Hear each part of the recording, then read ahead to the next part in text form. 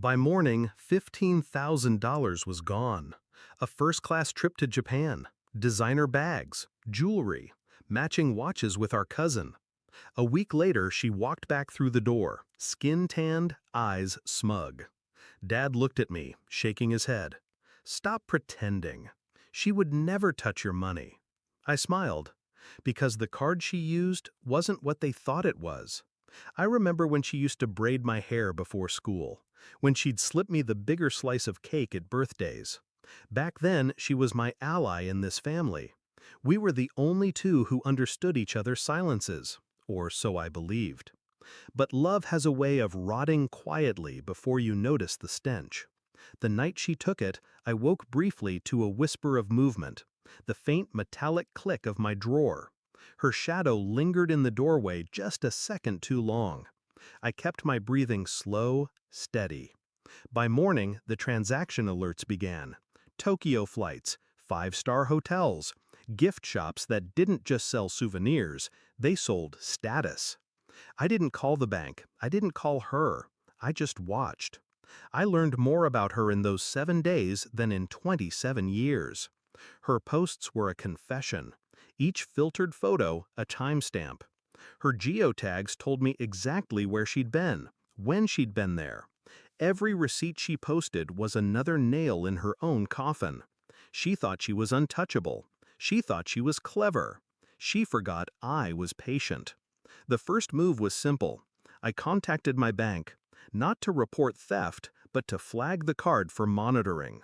I had replaced it 3 weeks earlier after losing the original. The one she took was still active, but linked to a shadow account, one I'd created for a reason. Each transaction she made didn't pull from my savings. It pulled from the bank's fraud department, which had already been notified. Every charge was documented, recorded, waiting for her return. Next, I spoke to my cousin, the one she traveled with. I didn't accuse. I congratulated her on her amazing trip and asked how my sister managed to afford it. Her answers came easily, too easily, enough for me to take screenshots of every message. I also called a friend in the airline security department. I asked for arrival footage under the guise of a personal concern. A woman with my sister's face walked off a first-class cabin, wearing a watch worth more than my car. Evidence layered over evidence. When she came home, she acted as if nothing had happened. Suitcase in the hall, duty-free bag on the counter. Dad asked about the trip. She lied, of course, said a friend paid for everything. He believed her without blinking. But I was done seeking belief. I wanted consequences. That evening, I invited her to sit with me. No accusations, no raised voice. Just a small stack of papers slid across the table. "Your trip looks fun," I said. She froze at the receipts, the bank statements, the screenshots. Her eyes darted to Dad, who was watching now. "What is this?" she whispered. "Every step you took," I replied. Dad jumped in. "This is ridiculous. You're making things up." I tapped the last page. The bank's fraud report. Her signature at the checkout counter. The footage still paused on my phone. The silence after was heavier than the accusations. 2 days later, the bank called her. Fraud investigation. Possible criminal charges. Her friend, cousin, had already distanced herself.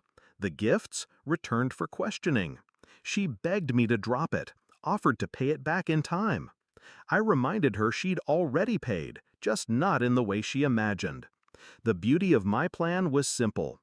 I never had to lie. I just let the truth arrive with paperwork attached. The same way she slipped into my room at 2 a.m., the law would now slip into hers. I didn't celebrate when she got the letter confirming a court date. I didn't gloat when Dad finally stopped defending her. Revenge doesn't need a party. It needs silence. And in that silence, I could hear her breathing, fast, shallow. The sound of someone realizing the game is over. She taught me that blood doesn't always mean loyalty. I taught her that betrayal doesn't always mean you walk away untouched. She took what she thought was mine. I took what she never thought she'd lose: her safety, her freedom, her ability to laugh at my expense. Now, every time I see a credit card in my drawer, I think about how quiet the house is without her arrogance. And I sleep knowing no one dares open it at 2 a.m. again.